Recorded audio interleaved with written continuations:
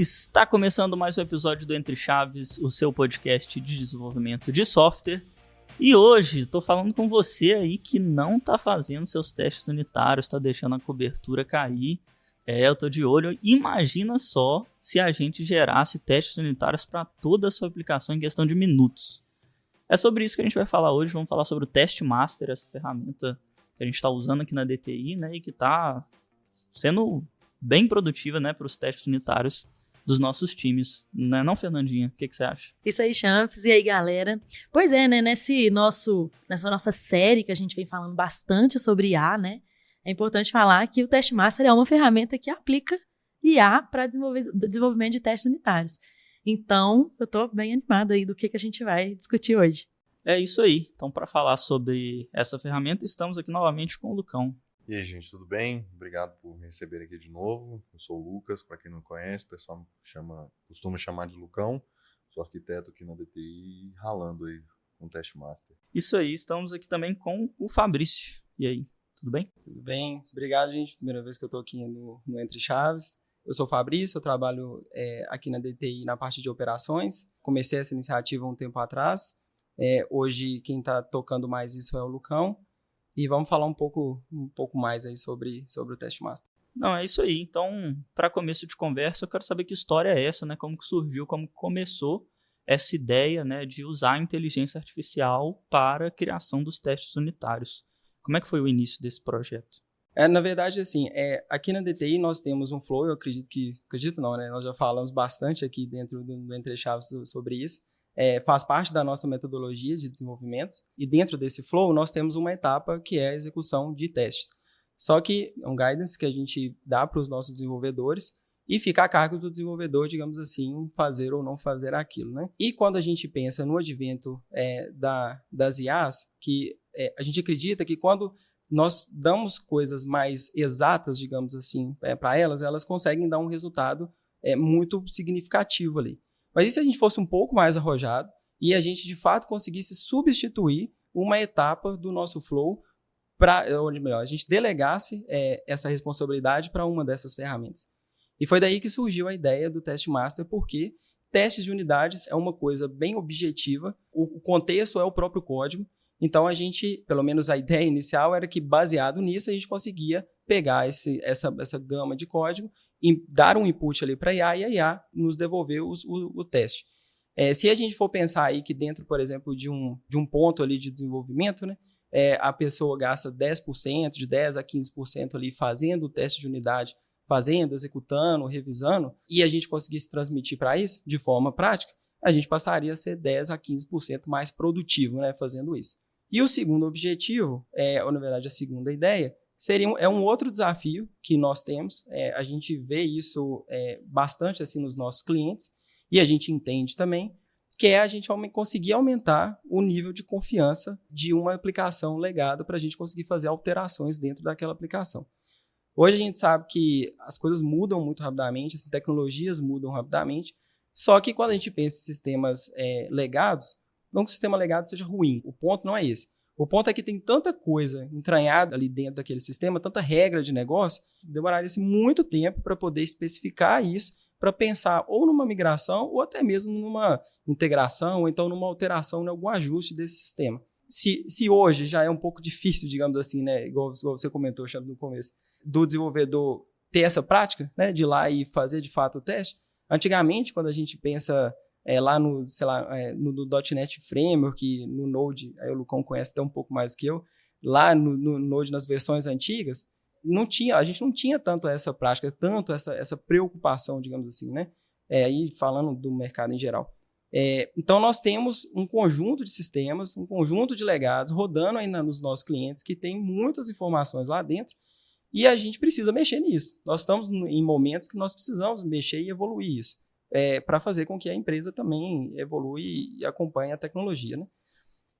Então, se a gente, de alguma forma, também conseguisse utilizar a IA para poder substituir essa parte de fazer essa especificação, mas já fazer isso de forma prática, já chegar e gerar o teste ali dentro daquela aplicação, ou seja, se eu conseguisse dar confiança para o cliente mexer dentro daquela aplicação, seria um benefício muito grande também. A gente acredita que seria um benefício muito grande quando a gente olha, inclusive, para os clientes da DTI.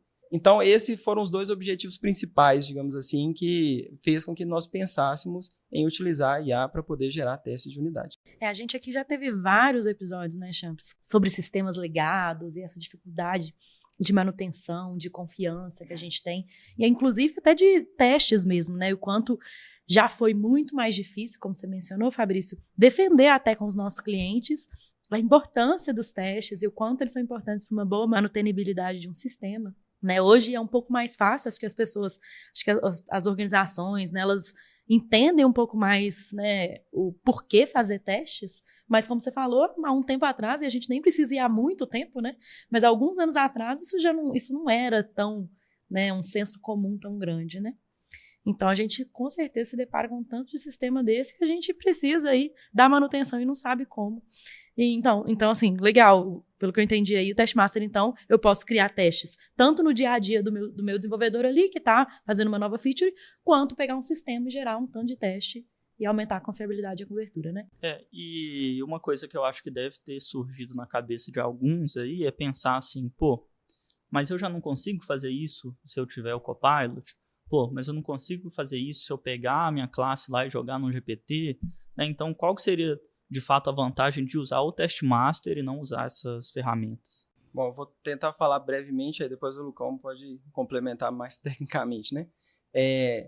Na verdade, você consegue sim pegar e pedir o Gemini ou então selecionar lá dentro do seu Visual Studio, Visual Code e pedir para o Copilot gerar, ou então dar o seu Ctrl+V, Ctrl+C, Ctrl+V ali dentro do ChatGPT ou alguma outra ferramenta, né? A diferença é que é basicamente o contexto, é o quanto de informação que você consegue, relevante, que você de fato consegue dar para aquela ferramenta e sem ter a necessidade desse trabalho de copiar e colar e de você, digamos assim, deixar para o desenvolvedor decidir o que faz ou não faz sentido. Porque, só voltando, né, o princípio, né, do teste de unidade é que o contexto já está no código. Então, assim, não precisa ser uma coisa de escolha.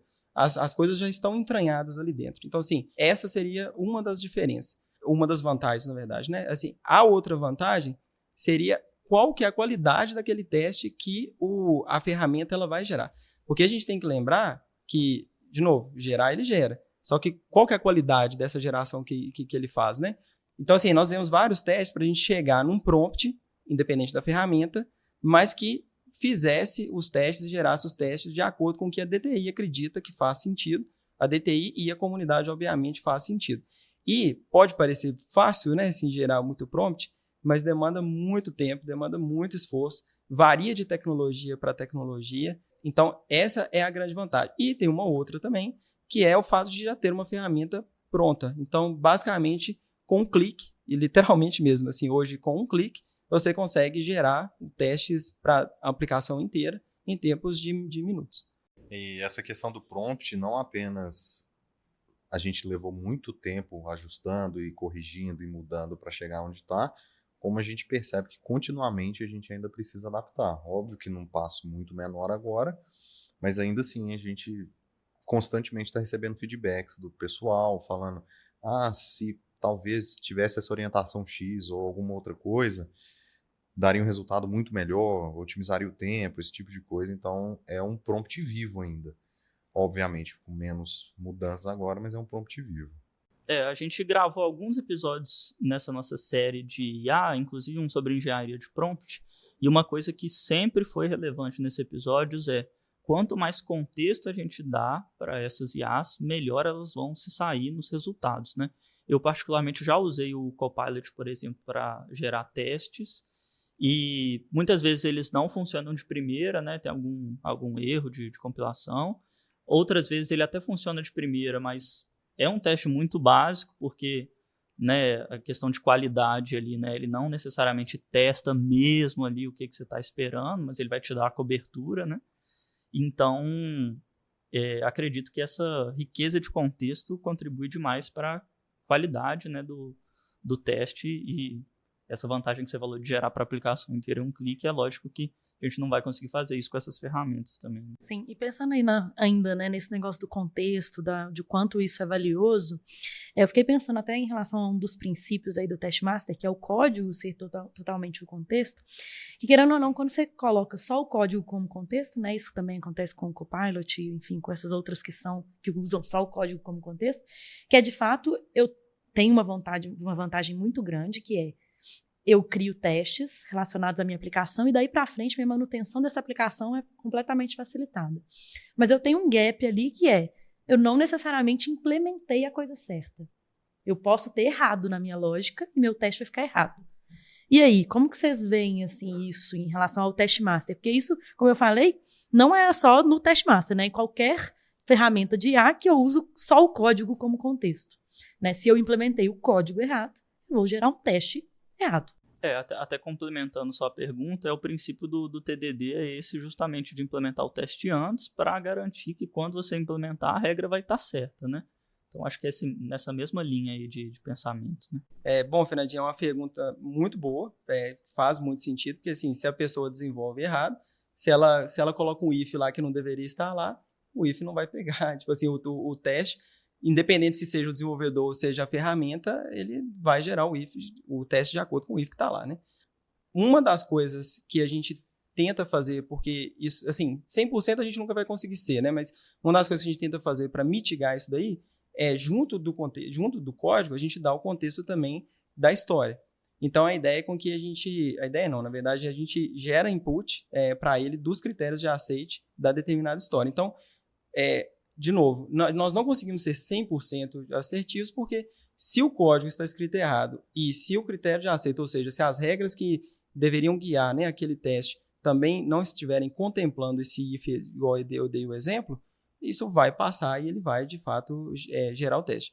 Mas a gente acredita que, dando esse input, aumentando mais esse contexto de negócio para a ferramenta, a gente mitiga, ou a gente minimiza, na verdade, bastante esse cenário.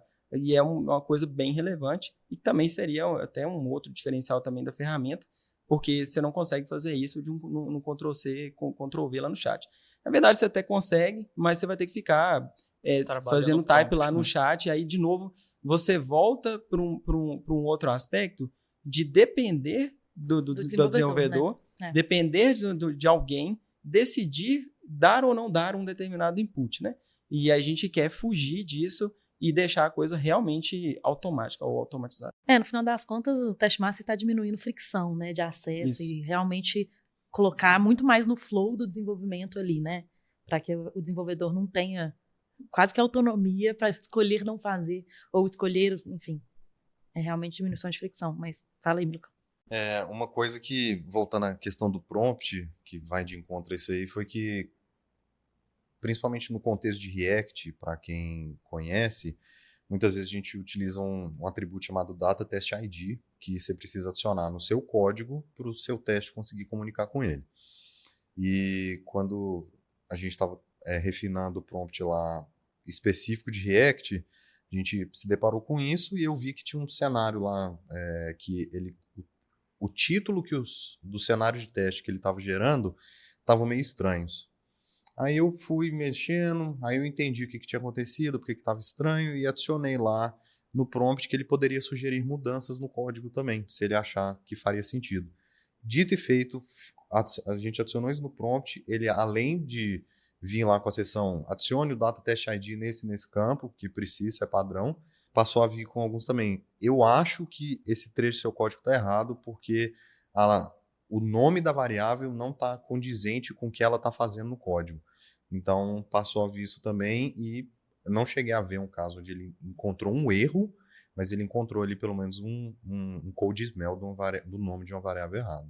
Não, muito massa que além de fazer o teste, né, tenta, tipo assim, na medida que ele faz o teste, já encontrar possíveis problemas no código, possíveis code smells, incoerências, até vai de encontro com algo que a gente falou recentemente sobre code review, né, tentar automatizar o próprio code review ou parte do code review com o Copilot, né, e tudo mais.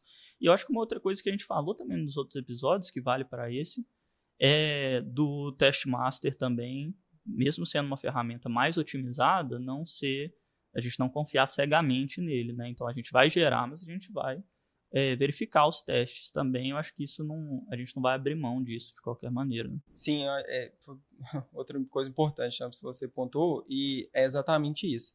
Há um tempo atrás, eu participei de uma palestra e tinha um representante lá da Microsoft falando um pouco sobre o Copilot. E aí, nos slides que ele estava passando lá e tudo, ele chegou no momento lá que ele apresentou o porquê que se chama Copilot e não Autopilot. Porque a ideia não é com que ele realmente substitua o desenvolvedor.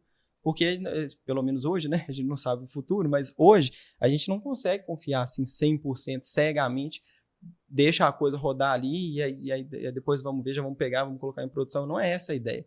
Inclusive, não é essa a ideia das Big Techs, pelo menos hoje, né? E o Test Master é a mesma coisa, segue também na mesma linha, né? Só para dar um exemplo, você comentou aí, né, dele conseguir executar gerar teste para uma aplicação inteira em tempos de minutos. De fato, a execução é exatamente minutos. A partir do momento que você faz a configuração necessária na ferramenta, que também é rápida, sei lá, vou chutar aqui que dura um dia, e você executa, realmente são minutos. Só que a gente nós não vendemos e a gente não acredita que seja um dia e meio, digamos assim. O desenvolvedor ele vai gastar pelo menos ali mais um dia, talvez, ou mais 2 dias, revisando essas coisas que foram ali geradas. O que a gente vê é de que ele tem um nível de acertabilidade muito alto mesmo. Principalmente para aplicações legadas, igual eu comentei. E para trechos de códigos também mais curtos, digamos assim, né? Para coisas menos complexas. Mas o desenvolvedor ele sim faz essa responsabilidade. Então, eu tinha comentado lá atrás sobre essa substituição, né, da nossa etapa lá do flow. Na verdade, ele não substitui 100%, né? Assim, ele substitui a execução daquilo ali. Então, igual eu comentei, se duraria 10%, agora vai durar 8%, porque os 2% é o tempo que ele vai usar para poder conferir aquilo ali. Eu fiquei curioso que você comentou que é uma ferramenta bem assertiva, né? Fiquei curioso com as métricas do Test Master hoje. Eu vou dar alguns exemplos aqui. Assim, nós chegamos, assim, eu vou pegar 3 clientes nossos. Um cliente da área de saúde, um cliente da área de educação e um cliente do ramo logístico. São clientes grandes que, sei lá, tem mais de 20 anos aí de mercado e tem sistemas que têm basicamente essa idade. Se a gente pegar execuções em aplicações legadas, a gente sai ali cerca de... fazendo um investimento de uma pessoa em cerca de 3 dias a uma semana, nós saímos de 0% ali para cerca de 80%, 85% de cobertura de código, cobertura válida mesmo, que realmente dá confiança para o cliente fazer alguma alteração, seja ela uma migração direta, ou então seja uma integração, ou seja uma alteração, alguma coisa ali naquele código. Nos outros clientes gira em torno disso também, algum cliente chegou a 70%, outro um pouco mais, quase 90%.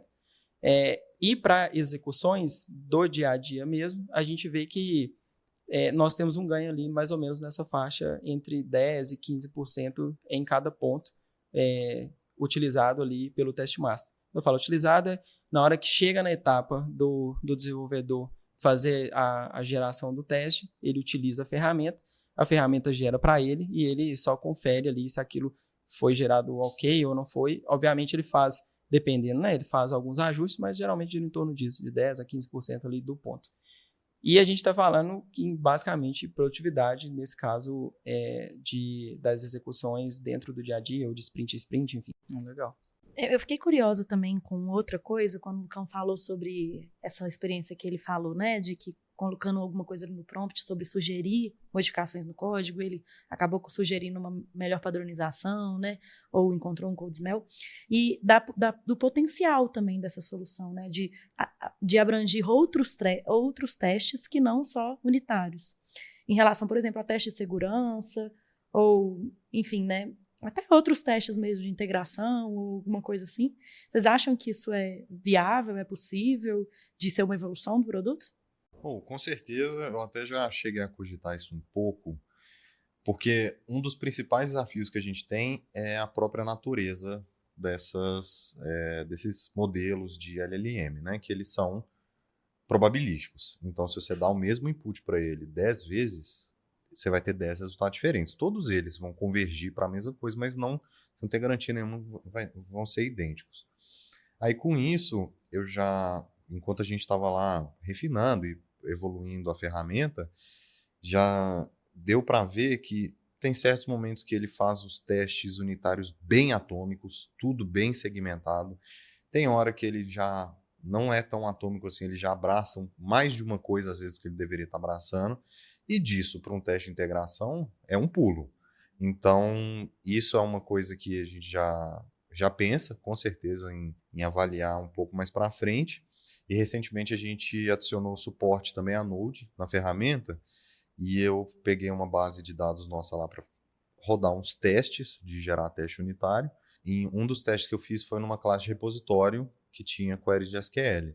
Ele identificou que alguns parâmetros que estavam sendo ingeridos não estavam sendo sanitizados e falou que aquilo ali poderia ser uma vulnerabilidade. Então é um micro passo na direção de segurança, mas já é uma abertura que a gente já consegue identificar baseado no que a gente já tem para esse tipo de coisa. Não, assim, só para complementar, Lucão, é bom lembrar também que a ferramenta, assim, a ideia é com que ela seja 100% agnóstica às ferramentas de LLM. Hoje ela não é 100%, mas a gente utiliza mais de uma ferramenta. Sim. E a gente está falando que tudo depende, igual o Lucão comentou, tudo depende da capacidade de treinamento ali daquela ferramenta, né? E hoje ferramentas, né, Fernandinha, de segurança, elas também são difundidas e nós temos muitas ferramentas. E que as LLMs, elas também conhecem essas ferramentas, elas conseguem aplicar. Então, até se a gente pegar, por exemplo, ferramentas que fazem um pentest, se você pedir para essa ferramenta gerar isso, ela vai gerar para você. Hoje não é exatamente o foco, mas é totalmente possível a gente evoluir para isso daí. O que eu acho que é mais legal nisso tudo é, de novo, a diminuição de fricção, né? Que em vez de eu usar uma ferramenta de teste unitário, uma outra que eu vou fazer um teste de carga, uma outra que eu vou fazer de teste de segurança, às vezes uma mesma ferramenta eu consigo, né, criar testes de diferentes naturezas, né, e tão efetivos quanto. Então, acho que essa diminuição de fricção que eu acho que é a grande mágica, né? Mas tem uma outra pergunta que eu queria fazer antes da gente passar para os desafios, que eu acho que a gente deveria, né, entrar um pouco assim, nos desafios técnicos de como que foi desenvolver essa ferramenta e tal. Mas eu queria ainda fazer uma outra pergunta em relação a princípio, que é pegar a opinião de vocês mesmo, que é um pouco do que o Champs falou em alguma pergunta aí nossa, relacionada ao TDD. Porque querendo ou não, a gente acredita bastante, né, na gente executar os testes, a gente criar, na verdade, os testes unitários, os roteiros de testes, os testes unitários, antes de codificar, justamente porque a gente entende que isso nos ajuda até a entender melhor a história, entender melhor o que a gente vai desenvolver, para a gente não ficar quebrando cabeça no futuro e evitar retrabalho para, né, diminuir o custo do bug. Né, a gente trazer, como se fosse assim, né, pensar antes de desenvolver, para que eu não precise lá, na hora que eu estou terminando a tarefa, não, esqueci de pensar que eu tenho que tratar isso aqui. E querendo ou não, quando a gente gera esse tanto de teste unitário, seja qualquer ferramenta, a gente tira um pouco do desenvolvedor essa responsabilidade, talvez ali, de entendimento do que ele está desenvolvendo. Aí queria ouvir de vocês um pouquinho aí do que vocês acham disso, assim. Se isso é um problema, se isso vai ser um problema no futuro, ou se simplesmente a gente está lidando aqui com uma evolução do nosso jeito de trabalhar, mesmo como tecnologia, tá? Assim, porque talvez seja isso, e talvez seja inclusive nisso que eu acredito, tá até. Mas enfim, quero ouvir de vocês.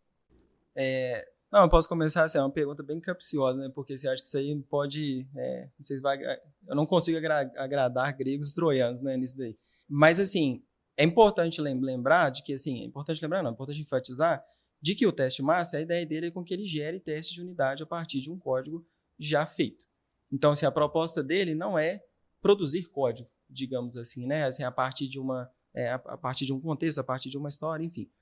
Então, ele já parte do pressuposto que não é feito, digamos assim, o DDD, né? Se a pessoa não utiliza. Agora, falando na minha opinião, eu sigo o que você falou no final aí, Fernandinho. Eu acho que assim, eu sou mais da linha que nós temos que aceitar de que coisas mais práticas que necessitam de menos contexto, digamos assim, elas têm uma chance alta de serem, de fato, substituídas por essas ferramentas. E eu acredito mesmo que no caso dos testes, na verdade, no caso de gerar testes em cima de uma coisa que você já tem definida, seja ela a história ou seja ela o código, é uma coisa que muito possivelmente vai ser substituída mesmo. Eu não sei exatamente se... gostaria muito que fosse o Test Master, né? Mas eu não sei se vai ser o Test Master, eu não sei se vai ser o próprio ChatGPT que vai lançar uma feature, a OpenAI que vai lançar uma feature específica para isso, ou a própria Microsoft, não sei. Mas eu acredito que vai sim surgir, em algum momento, algo que substitua algumas dessas etapas de desenvolvimento que a gente faz, algo que a gente não precise ficar raciocinando muito além daquilo que já está escrito na história, que já está especificado, aquilo que já está detalhado ali dentro do código. Eu concordo com isso e eu ainda diria que, sob uma outra ótica, eu acho que ninguém aqui nunca passou por isso, de estar num projeto onde o cliente está pressionando para entrega e a primeira coisa que é despriorizada é teste unitário. Então, nesse tipo de cenário, ter a segurança de uma ferramenta que consiga fazer isso, né? Exatamente. Então, querendo ou não, o teste ainda ele sempre vai exigir um passar de olhos. A gente talvez um dia chegue no ponto que ele rode dentro da pipe e já gere os testes ali, não tem nem nenhuma interação humana, mas hoje ele ainda exige que alguém comite aquele código, então pelo menos uma responsabilidade associada existe. Então a pessoa espera-se que ela passe o olho, entenda, vê se está tudo certo, se está fazendo sentido. Às vezes sai algum erro, precisa corrigir um import, precisa corrigir um mock, alguma coisa assim que você vai levar ali 30 segundos para fazer, mas isso te acelera no processo quando o cliente está atrás, quando o prazo está apertado, esse tipo de coisa, quando ocorrer um erro de estimativa, te dá uma segurança, algo que antes isso simplesmente não existia, você ia para frente sem teste e acho que é um meio termo aceitável nessa situação. E querendo ou não, assim, a gente também se adapta, né? Assim, se hoje o teste unitário é uma das coisas que faz a gente entender mais a história, talvez daqui a pouco seja outra coisa. Né? Eu sei que eu não sou convidado, não, mas eu queria dar um pitaco também, que tem uma coisa importante de levar em consideração também, né? Que quando a gente pensa nessas ferramentas errando, né? A gente fala, mas a ferramenta não é perfeita, não vai ficar tão bom e tal. Só que os erros acontecem, inclusive, e talvez principalmente com humanos, né? A gente também erra. Se a gente tem hoje um fluxo de desenvolvimento em que, sei lá, 5% das atividades geram bugs, e com esses testes ou com um desenvolvimento mais automatizado, 3% geram bugs ainda, ou seja, ainda existem erros, mas são menos, a gente já está num caminho melhor, né? Então eu acho que uma outra coisa também que vale ressaltar é que eu acho que todo mundo já está sentindo isso, a gente já está dentro de um trem em direção ao desenvolvimento automatizado das coisas, né? Então, coisas que antes a gente fazia manualmente, hoje já não são feitas. Os testes unitários, né, o Test Master é o exemplo disso, está sendo parte de um processo que consegue ser mais automatizado e no futuro a gente vai só automatizar mais e mais as coisas. Acho que é um caminho sem volta, né? É só uma questão de o que a gente já consegue aproveitar, né, das IAs. O futuro talvez vai ser o Devin lá, que a gente toda vez menciona, mas a gente nunca nem viu esse trem funcionando. Lá que é o IA que cria software sozinha, né? Um dia a gente tem que fazer, se eles lançarem mais coisas, a gente tem que fazer um react do Jamais eu do vou Devin. dar palco para um robô para roubar meu emprego. Boa. Então vamos entrar um pouquinho agora nos desafios, no geral, que tiveram, né? Que vocês tiveram, tanto no desenvolvimento da ferramenta, quanto na implantação dessa ferramenta nos clientes. E aí eu queria até perguntar, porque é uma pergunta que eu acho que é bem comum, assim, que as pessoas devem fazer para vocês, inclusive, e que já me fizeram também, que é assim, meu sistema legado, quero usar o Test Master. Mas meu sistema legado é extremamente acoplado. Eu não consigo nem pensar em como que eu crio o teste unitário aqui. E aí, eu posso usar o Test Master? Como é? Vocês têm desafio em relação a isso? Então, essa pergunta especificamente eu ainda não recebi. Mas a gente teve que pensar nesse tipo de coisa para sequer começar. Porque o Test Master ele se divide basicamente em 3 partes, a gente pode até entrar em maiores detalhes depois, mas ela tem um client, que é um pedacinho de código de software que roda no seu computador, dentro do seu repositório. Ela tem uma API, que recebe algumas coisas, formula o prompt, etc., registra a utilização, esse tipo de coisa, autenticação, e tem a API do modelo que a gente está utilizando, seja OpenAI, seja da AWS, os modelos do Claude lá, etc. E a nossa API e a API do modelo são as partes simples. O maior desafio mesmo foi criar o client, que o objetivo dele é basicamente o quê? Entender seu código para conseguir formular aquele contexto bom para o modelo receber o input e gerar o seu teste. Esse é de longe o maior desafio. Então, esse tipo de coisa, apesar de ninguém ter perguntado, a gente teve que pensar nisso porque o client precisa começar de algum lugar. Então, se você quer gerar um teste para um código super acoplado, a gente tem que conseguir dar um ponto de partida para o client e falar assim, a partir daqui é que então a gente quer gerar código, né? Então, isso com certeza é um desafio enorme, porque num mundo ideal, qual que é o melhor contexto que você pode dar para a API, para ela gerar, para o modelo, para ela gerar seu teste? Seu repositório inteiro. Só que em 2 palitos você ia consumir todo o limite de tokens daquela conversa com a API. Então a gente tem que ser esperto de eliminar o que não precisa e ficar com o que precisa, né? E isso com certeza é uma heurística. Não tem como bater na pedra e falar, não, isso aqui é com certeza absoluta só o que precisa. E, igual eu falei, o primeiro foi para .NET, aí já teve todas suas dificuldades e tal, né? E aí a gente quis expandir, porque a gente tem .NET, mas a gente tem outras linguagens também, não apenas back-end, a gente queria front-end. Ainda mais aqui, né, da DTI, como empresa de serviço, que a gente tem muitas e muitas tecnologias, né? Muitos projetos em stacks diferentes, né? Então, acho que esse é o grande desafio aí. Aí a gente começou a trabalhar no client para React, inicialmente, que a gente tem muitos projetos. E ali a gente já percebeu que o buraco era muito mais embaixo do que a gente imaginava. Porque dentro de React, você pode ter testes apenas com Jest, testes com React Testing Library, com ou sem Jest. Você pode ter teste com Enzyme. Em Angular você vai ter outros determinados. Com Vue você vai ter outros. Dentro de React mesmo, além desse, você pode ter feito Bootstrap tanto com Create React App quanto com Vite, que aí é outra categoria. Foi até um problemão que eu tive com o Fabrício ano passado, que a gente precisou testar novos modelos para dar suporte para isso também. Então, assim, e olha que eu estou falando só de React. A gente tem Node nessa história, a gente tem... são infinitas linguagens, basicamente. Não linguagens, mas infinitas combinações de configurações dentro das linguagens que a gente pode ter, né? Então, isso é com certeza um desafio enorme, mas foi um excelente desafio a se resolver, porque a partir do momento que você resolve um, os outros ficam muito mais fáceis de você conseguir identificar e encontrar o melhor jeito de fazer. Aí, com isso tudo, essa versão de React, a gente já conseguiu chegar num ecossistema de TypeScript. Ainda tem alguns suportes a adicionar, mas começou só para React. A gente já suporta Node com diversas configurações aí no meio também. Vue e Angular em algumas configurações específicas também. E estamos expandindo aí para novas linguagens, né? Python, Swift, a gente já está trabalhando, Java, a gente já está trabalhando, Kotlin, então é desafio atrás de desafio, mas está andando muito bem. Acho que é interessante só complementar dessa parte de tecnologia, igual você comentou, que uma tecnologia acaba ajudando a outra, né? Uhum. Por exemplo, fazendo Node, a gente chegou no React. Fazendo Java, a gente já viu que vai dar para aproveitar muita coisa quando a gente mudar para Kotlin, por exemplo, ou até mesmo para Swift. É diferente, mas tem um pouco a ver ali.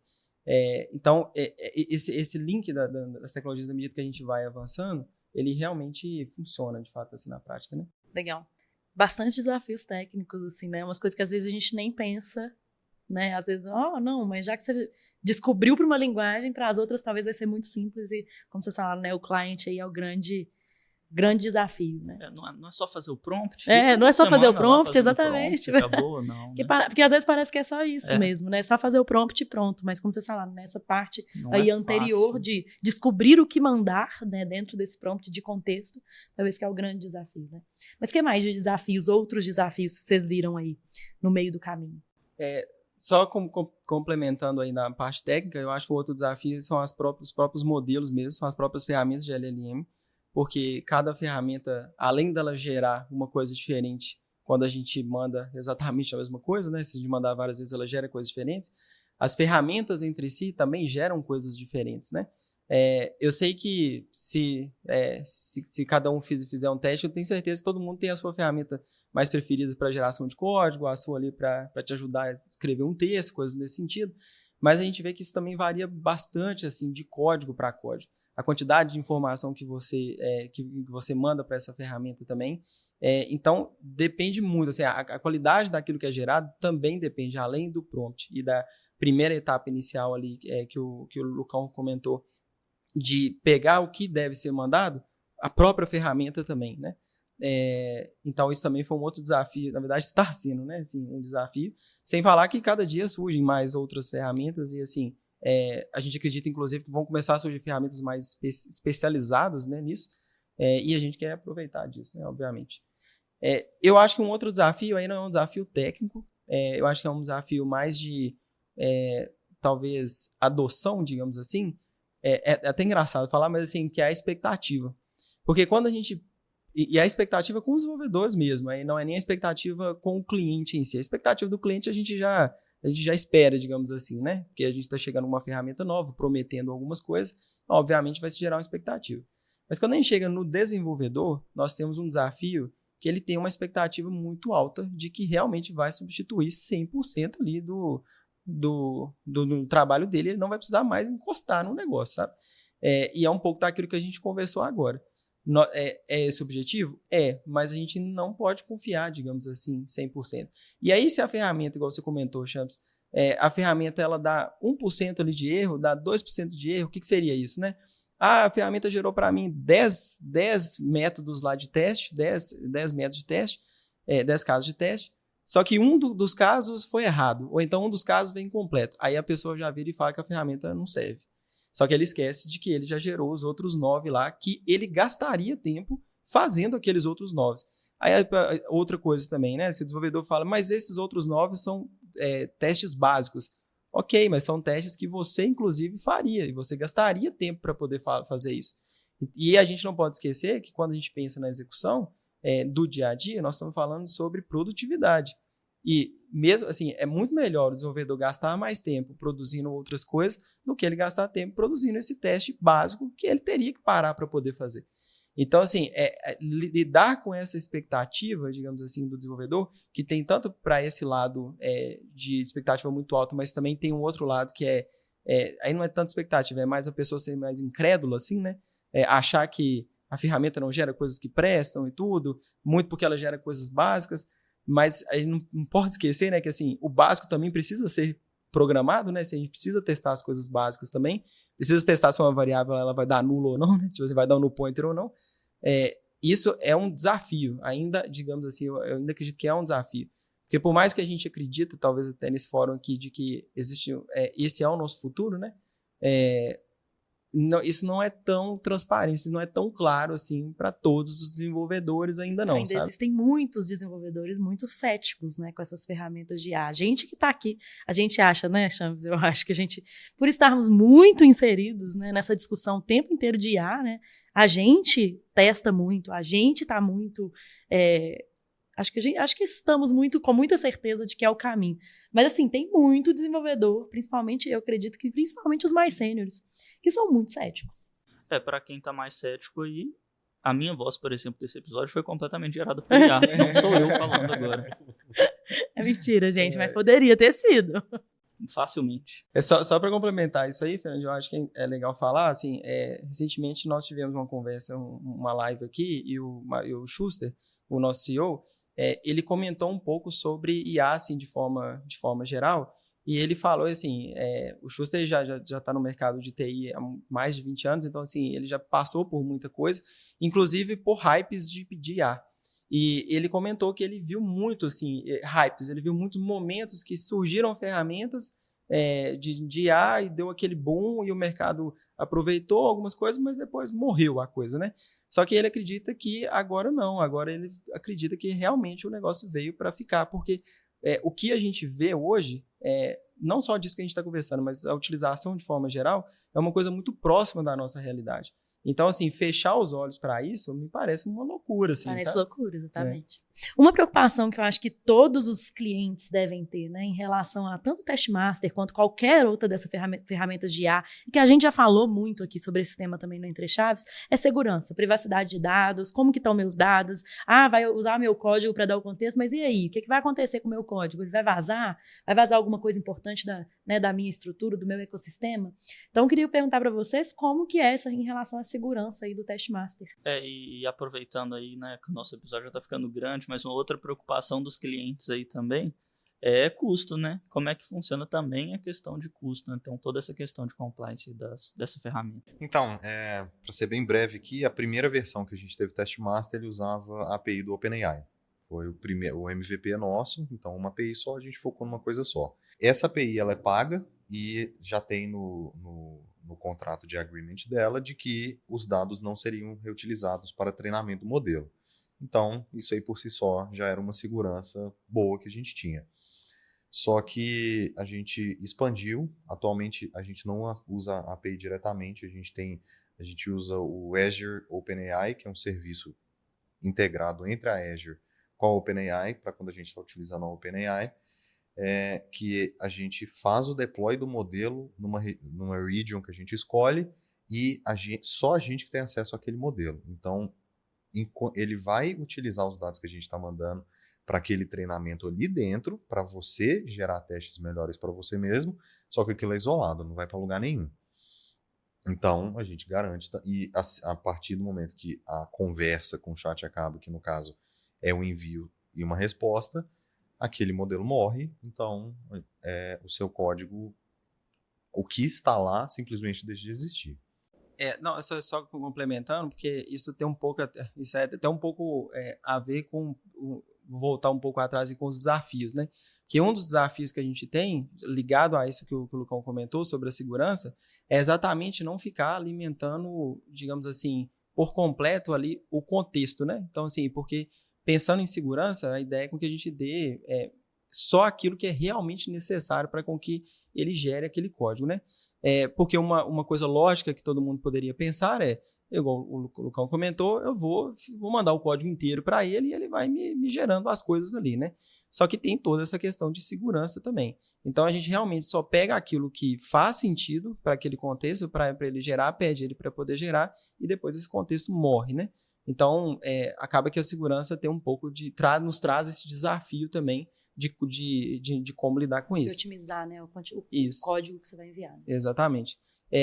Em relação à gravação e armazenarmos qualquer tipo de dado, a DTI não armazena qualquer tipo, na verdade o Testmaster não armazena qualquer tipo de dado, é tudo de fato transacional. Então, o que nasce morre ali depois da chamada.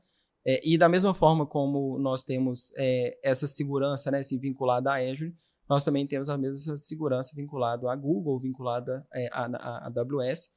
A princípio, né, assim, nossa ideia é de utilizar Big Techs que realmente consigam nos passar esse nível de segurança. Uma coisa também importante, sempre quando a gente expande isso para os clientes, é feita uma conversa e é feito um alinhamento bem transparente com o cliente de como a ferramenta funciona. Então, não é uma caixa preta. Se o cliente ele está disposto, né, assim, a aderir e nos dar abertura para poder utilizar, porque é de interesse de ambas as partes, né? Nós explicamos para o cliente, a gente deixa ele ciente, explica inclusive como funciona, em que momento os dados deles vão ser trabalhados, e aí ele dá aceito só depois disso a gente de fato começa a implementar, né, aquilo. E por fim, a parte dos custos que o Champs perguntou, praticamente todos os modelos cobram por 1.000 tokens, né? Então, para cada 1.000 tokens de entrada ou de saída, ele tem ali alguns centavos, alguma coisa assim. Baseado nisso, né, a gente registra só o tamanho de entrada e de saída, para a gente fazer o mapeamento ali para o custo associado, e isso ajuda a gente até a ter uma métrica também do tamanho das coisas que a gente está mandando, né, para ver se os clientes estão mandando coisa demais, para a gente conseguir avaliar, ou coisa de menos. Então, para a gente saber a qualidade daquilo que está sendo gerado, porque isso também é um outro desafio, né? Que assim, nem sempre mandar muita coisa para esses LLMs é melhor do que você mandar pouca. Porque às vezes se você manda muita coisa, ele começa a viajar demais na maionese lá. Alucinado. E tem uma outra questão também em relação ao custo, que eu acho que é importante falar, O Test Master não é uma ferramenta que está disponível para o mercado, a DTI não está vendendo essa ferramenta. O Test Master faz parte do nosso fluxo de desenvolvimento, faz parte da nossa metodologia, e o que a gente se propõe é utilizar ferramentas de IA, no caso aqui a gente está falando do Test Master, para fazer com que os nossos times sejam mais produtivos. Quando eu falo mais produtivos, é de fato que a gente consiga entregar mais assets ou mais valor ali para os nossos clientes. Então, isso é de fato algo que a gente quer agregar na relação que a gente tem com cada um de nossos clientes. Lembrando sempre, importante, de que toda a utilização é previamente alinhada com o cliente. Legal, né? E é legal mencionar também que, assim que a gente está fazendo essa série de episódios do DTI Evolve, que o Test Master é um dos aceleradores que aqui na DTI a gente está, né, utilizando bastante para acelerar a etapa de testes unitários, né, que a gente tem, como a gente já falou, do nosso flow de desenvolvimento. Bom, pessoal, então, muito legal conhecer um pouco mais dessa ferramenta, né, conhecer como que a inteligência artificial já está revolucionando o mercado do desenvolvimento de software, né, já está revolucionando a maneira como nós construímos software aqui na DTI, principalmente, acredito que em várias áreas do desenvolvimento, né, e queria agradecer os nossos convidados por terem contado aí pra gente um pouco mais sobre o Test Master. Agradecer, Fernandinho, e até a próxima. Isso aí, até a próxima, pessoal. Obrigada. Tchau, tchau. Até a próxima, gente. Tchau, tchau. Obrigado, gente. Tchau, tchau.